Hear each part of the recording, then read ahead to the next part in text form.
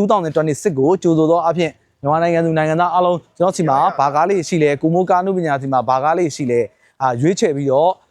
မိမိစိတ်ကြိုက်စိတ်ကူးယဉ်ပြီးတော့မိမိဘာကားလေးစီးမလဲဆိုတာကိုရွေးချယ်ပြီးဝယ်ယူနိုင်စေရန်ကျွန်တော်တို့ပြသပေးလိုက်ပါတယ်ခင်ဗျာ2026 New Year Happy New Year ကိုကြိုဆိုသောအဖြစ်ကားအသစ်များစွာထပ်မံပြီးတော့ဖြည့်ဆွတ်ထားပါတယ်ခင်ဗျာကဲကိုမိုးကားအမှုပညာကားဆေးစင်တာမှာကြိုဆိုလိုက်ပါတယ်ဒီနေ့မှာတော့ကားအသစ်လေးတွေများစွာရောက်ရှိနေတာဖြစ်တဲ့အတွက်ကျွန်တော်တို့လိုက်လံပြီးတော့မိတ်ဆက်ပြသပေးမယ်နော်2026မှာကျွန်တော်တို့ Happy New Year မှာကားအသစ်လေးတွေစီးပြီးတော့ကျွန်တော်တို့ပျော်ရွှင်အေးချမ်းစွာအပြင်ဖြတ်သန်းကြပါစို့နော်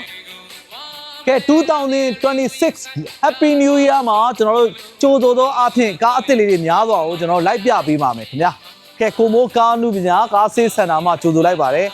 ကိုမိုးကားအမှုပညာပြန်လာပြီ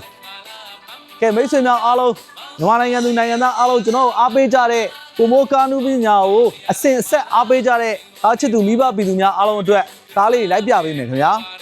ကားလေးအသစ်ထပ်မံရောက်ရှိနေတဲ့ကားတွေကများစွာရှိတယ်သိန်း600ဝန်းကျင်ကနေပြီးစပြီးတော့သိန်း1000ကျော်2000ဝန်းကျင်ဒီကားလေးတွေကိုများစွာလိုက်ပြပေးပါမယ်ခင်ဗျာကဲဒီမှာတော့ကျွန်တော်တို့ Toyota SCO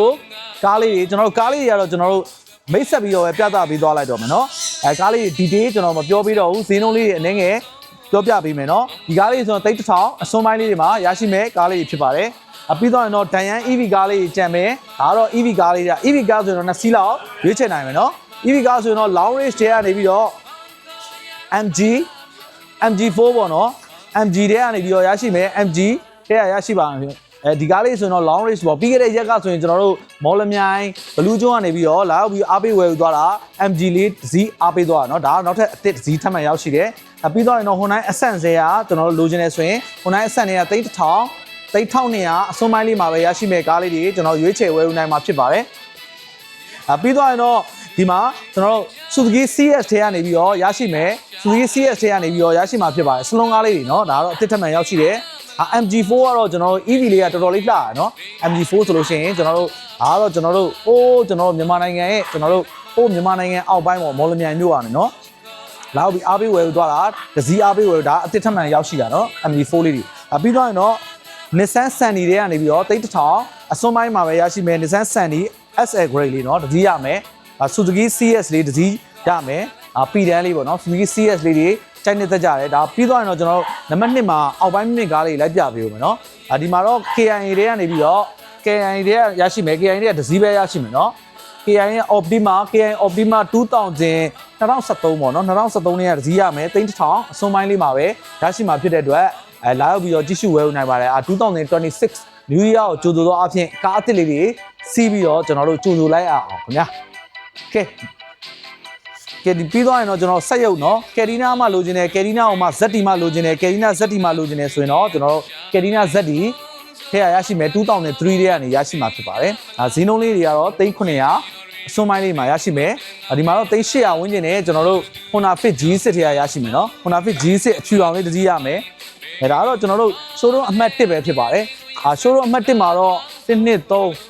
39ဒီ10ဒီဝန်းကျင်လောက်ကိုကျွန်တော်တို့ရှိမယ်10ဒီဟိုဘက်မှာဆိုရင်တော့အားလုံး14 5ဒီလောက်ကိုရှိမှာဖြစ်ပါတယ်เนาะဒီမှာတော့ကျွန်တော်တို့ Honda CR-V တွေကရရှိမယ် Honda CR-V တွေကဆို3600စွန်းစွန်းလေးနဲ့ရရှိမယ်အောက်ပိုင်းမြင့်လိုချင်တယ်ဆိုတော့ Honda CR-V ရရှိမယ်ခင်ဗျာကျွန်တော်တို့နံပါတ်1မှာပဲเนาะလိုက်ပြပေးဦးမယ်2026ကိုကြိုဆိုတော့အဖြစ်ကားအသစ်လေးတွေသုံးဆွဲပြီးတော့ကြိုဆိုလိုက်ရအောင်ခင်ဗျာကဲမင်္ဂလာနည်းနည်းခင်းပါခင်ဗျာအားလုံးရှင်လန်းချမ်းမြေ့ကြပါစေကျွန်တော်တို့ Suzuki Swift ကလေးရမယ်ဒါတော့ Suzuki Swift ကတော့ဂျုပ်ပြောင်းလေးပေါ့နော်ဂျုပ်ပြောင်းဖြစ်သွားတဲ့အတွက်မီလုံးကြီးသွားတယ်ဒီကားလေးဆိုရင်တော့3800ဝန်းကျင်မှာရရှိမဲ့ကားလေးဖြစ်တယ်ဒီမှာလည်း3800ဝန်းကျင်နဲ့ဒါတော့ Chevrolet Spark ပေါ့နော်Chevrolet Spark ထဲကနေပြီးတော့ရရှိမဲ့အာတန်းလေးရရှိမဲ့ဒါဂျုပ်ပြောင်းပေါ့နော်2019ဂျုပ်ပြောင်းနဲ့ရရှိမယ်နော်2019ကျွန်တော်မြန်လေးပြသွားလိုက်မယ်ဗီဒီယိုကရှည်သွားမှာဆိုလို့နော်ပြီးသွားရင်တော့ဒီမှာကျွန်တော်တို့ Nissan Note ပုံပြောင်းပေါ့နော်2013နဲ့ရရှိမယ် Nissan Note ပုံပြောင်းလေးကလိုချင်တယ်ဆိုရင်တော့ဒါ3800ကြော်လေးရရှိမှာဖြစ်ပါတယ်3800ကျော်မှာပဲရရှိမယ်ပြီးသွားရင်တော့ဒီမှာ Toyota Fit ထဲရရှိမယ် Fit ထဲဆိုရင်တော့3900ဝန်းကျင်မှာရရှိမှာဖြစ်ပါတယ်ဒါတော့ showroom အမှတ်1ထဲကားလေးတွေကိုကျွန်တော်ပြတ်တော့ဖြစ်ပြီးတော့14 5စီးလောက်ရှိတယ်เนาะအားလုံးပေါင်း15စီးဝန်းကျင်လောက်ကိုကျွန်တော်ပြသသွားပြီးတော့ showroom အမှတ်2ကိုသွားလိုက်မယ်เนาะ showroom အမှတ်2ကိုအမှတ်2မှာကားလေးတွေဘယ်လိုကားလေးရှိလဲဆိုတော့အောက်ပိုင်းမြင့် model မြင့်ကားလေးတွေများစွာရှိပါတယ် ဒါကတော့2026ကိုကြိုဆိုသောအဖြစ်မြန်မာနိုင်ငံသူနိုင်ငံသားအားလုံးကျွန်တော်စီမှာဘာကားလေးရှိလဲကိုမိုးကားနုပညာစီမှာဘာကားလေးရှိလဲရွေးချယ်ပြီးတော့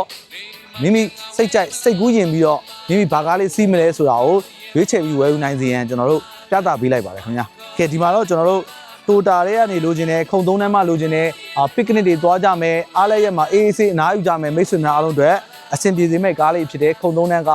Toyota Wish လေးတစ်စီးရပါမယ်เนาะဒါ Toyota Wish ထဲက2003နဲ့ grade ကတော့ access grade နဲ့ရရှိမှာဖြစ်ပါတယ်ဈေးနှုန်းတွေကတော့3900ကျော်မှာပဲရရှိမှာဖြစ်ပါတယ်ဟုတ်အဲ့တော့ဈေးနှုန်းလေးတွေအကြမ်းမြင့်ကျွန်တော်အနေငယ်ပြောပြပေးသွားတာเนาะအခုရောက်ရှိနေတဲ့နေရာကတော့ကိုမိုးကားနုပညာရဲ့ showroom အမှတ်2ပဲဖြစ်ပါတယ်showroom အမှတ်2ထဲမှာတော့ဘယ်လိုကားလေးရှိလဲဆိုတော့အောက်ပိုင်းမြင်းမြင်းနဲ့ရရှိမယ်2025 2024 2022ဆိုတဲ့စသဖြင့်ကားလေးတွေကိုရရှိမှာဖြစ်ပြီးတော့ DFSK 600လိုကားမျိုးတွေပြီးသွားရင်ကျွန်တော်တို့ J-Ban စလူကြိုက်များတဲ့ Dauphin Mage လိုကားမျိုးတွေရရှိမယ်ပြီးသွားရင်တော့ S09 ဆိုရီတဲကနေပြီးတော့အသစ်ထပ်မံထွက်ရှိတဲ့ကျွန်တော်တို့နောက်ဆုံး version နောက်ဆုံး latest ထွက်ရှိတဲ့ကျွန်တော်တို့ Soit S09 ဆိုတဲ့ကားလေးတွေရရှိမှာဖြစ်ပြီးတော့ Bastion T77 Pro ဆိုတဲ့ကားတွေကတော့အဖြူရမယ်အမဲရမယ်ဒီလိုမျိုးရွေးချယ်ပြီးဝယ်ယူနိုင်တယ်เนาะဟုတ်ချက်လောက်ပြသပေးမယ်အဲကျွန်တော်ဒီမှာတော့ DFSK 600ခုံသုံးတဲ့ကားလေးဖြစ်ပါတယ်เนาะဒီကားလေးလိုချင်တယ်ဆိုရင်တော့3900အဝန်းကျင်မှာရရှိမှာဖြစ်တယ်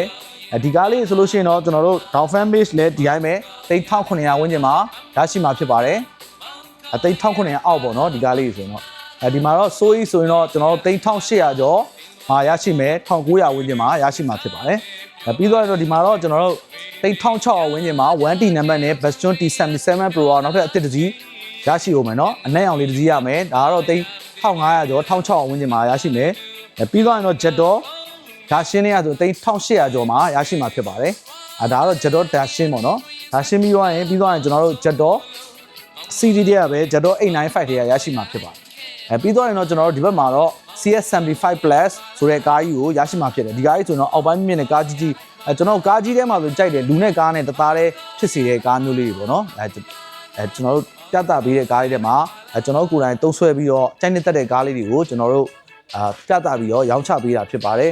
်ပြီးတော့ရင်တော့ဒါကတော့ကျွန်တော် GAC brand နဲ့ဖြစ်ပြီးတော့ GAC China brand နဲ့မှာကြောတဲ့အသွင်ပြင်ရုပ်ထွက်တွေကိုရရှိမယ်ခံရတဲ့ရုပ်ထွက်နဲ့ဒါ GAC J7 ပေါ့နော်ဒီကားလေးဆိုရင်တော့3500အစုံပိုင်းလေးမှာရရှိမှာဖြစ်ပါတယ်ခင်ဗျာ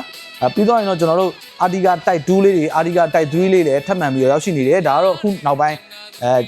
ပိတ်ရက်လေးရများတယ်ကျွန်တော်တို့2026ကိုကျွန်တော်တို့ New Year ရေးလည်းရှိတယ်ခီးသွားကြမယ်အနားရုံးပိတ်ရက်ကျောင်းပိတ်ရက်ဒီမှာကလေးတွေလည်းကျောင်းပိတ်ပြီဆိုတော့ကျွန်တော်တို့သွားကြမယ်သူတွေပစ်ကနစ်သွားမယ်အနားယူမယ်ဟိုနားညသွားမလားစသဖြင့်ကျွန်တော်တို့သုံးဆွဲလို့အဆင်ပြေတဲ့ကျွန်တော်တို့ခုံသုံးတန်းကားလေးတွေထပ်မံဖြည့်ဆွတ်ထားတယ်ဒါကတော့ Artiga Type 3လိုကားမျိုးတွေ Artiga Type 2လိုကားမျိုးတွေလည်းကျွန်တော်စီမှာအသစ်ထပ်မံရောက်ရှိနေတဲ့အခြားကားလေးတွေလည်းကျွန်တော်တို့ထပ်မံပြီးရောက်ရှိမဲ့ကားတွေရှိတယ်ရောက်ရှိလို့ရှိရင်လည်းကျွန်တော်တို့ page မှာအသစ်လေးတင်ပေးပါရနော်ကြည့်ရှုပြီးတော့အားရောက်ပြီးတော့ကြည့်ရှုဝယ်နိုင်ပါတယ်ခင်ဗျာဒီကားလေးဆိုရင်ဒီမှာ Artiga Type 3ပေါ့နော် Artiga Type 3 1R နဲ့ရန်ကုန်လိုက်စင်းနဲ့လိုချင်နေဆိုရင်လည်းရွေးချယ်နိုင်တဲ့ Artiga Type 3 Artiga Type 2ပြီးတော့ရင်တော့ကျွန်တော်တို့ဈေးနှုန်းသေးမျှတသွားနဲ့900ကျော်800ကျော်မှာရရှိမယ်ကျွန်တော်တို့ Brilliant V3 လို့ကားမျိုးလေးတွေကျွန်တော်တို့ဓာလေးလည်းရမယ်เนาะဒါဆိုရင်တော့3800ဝန်းကျင်ရရှိမယ်အောက်ပိုင်းမြင့်ကားလေးဖြစ်တယ်ပြီးတော့ရင်တော့ကျွန်တော်တို့ Avanza ပေါ့เนาะဒီဘက်မှာတော့ Toyota Avanza ရဲ့အမေးများတယ် Toyota Avanza ရှိလား Avanza ဆိုရင်ရုပ်ပြောင်းပေါ့မီလုံးနှစ်ထက်နဲ့ရရှိမယ် XKR RN MD1 license ကအဖြူရောင်ရရှိမယ်เนาะဒီကားလေးလည်းရရှိမယ်ဒါဆိုတော့ခုံသုံးတန်းကားတွေပေါ့เนาะခုံသုံးတန်းကားတွေရမယ်ဒီဘက်မှာကျွန်တော်တို့ CS75 Plus ရရှိမယ်ဒီဘက်မှာတော့ဂျပန်ကားတွေကမှအောက်ပိုင်းမြင့်ကားတွေကျွန်တော်တို့တိုတာကလူကာတွေကရရှိမှာဖြစ်ပါတယ်။ကဲကားလေးအများစွာကိုကျွန်တော်တို့2026ကိုကြိုဆိုတော့အပြင်2026ကို Happy New Year မှာကျွန်တော်တို့ကားအသစ်လေးတွေများစွာကိုရွေးချယ်ပြီးတော့ဝယ်ယူနိုင်တဲ့ဆိုတဲ့အကြောင်းကိုကိုမိုးကားနုပညာကားဆေးစင်တာမှာဖိတ်ခေါ်လိုက်ပါတယ်ခင်ဗျာအားလုံးရှင်လည်းချမ်းမြေ့ကြပါစေကျွန်တော်တို့ show number 1 show number 2ရဲ့ကျွန်တော် show number 4ကကားလေးတွေလည်းကျွန်တော်ပြသပြီးမယ် number 4မှာတော့ဘယ်လိုကားလေးရှိလဲဆိုတော့လုပ်ငန်းသုံးကားလေးတွေကျွန်တော်ထားရှိတာဖြစ်ပြီးတော့လုပ်ငန်းသုံးကားဆိုရင်အောက်ပိုင်းမြင့်မြင့်နဲ့ကားကြီးကြီးတွေက3တန်2တန်3တန်ဝန်းကျင်တင်ဆောင်နိုင်တဲ့လုပ်ငန်းသုံးကားတွေရရှိမယ်ပြီးတော့ရင်တော့ကျွန်တော်တို့ carry yogi လူလဲစီးလို့ရမယ်ပစ္စည်းလဲတင်လို့ရမယ်ဒီလိုမျိုးကားမျိုးတွေလည်းကျွန်တော်တို့ရရှိမှာဖြစ်ပါတယ်ဆိုတဲ့အကြောင်းကိုသတင်းကောင်းပါလိုက်ပါတယ်ကဲ2026 New Year Happy New Year ကိုကြိုဆိုသောအဖြစ်ကိုမိုးကားနုပညာကားဆေးစင်တာမှာမြန်မာနိုင်ငံသူနိုင်ငံသားအားလုံးကို ကြိုးဆိုလိုက်ပါတယ်ခင်ဗျာ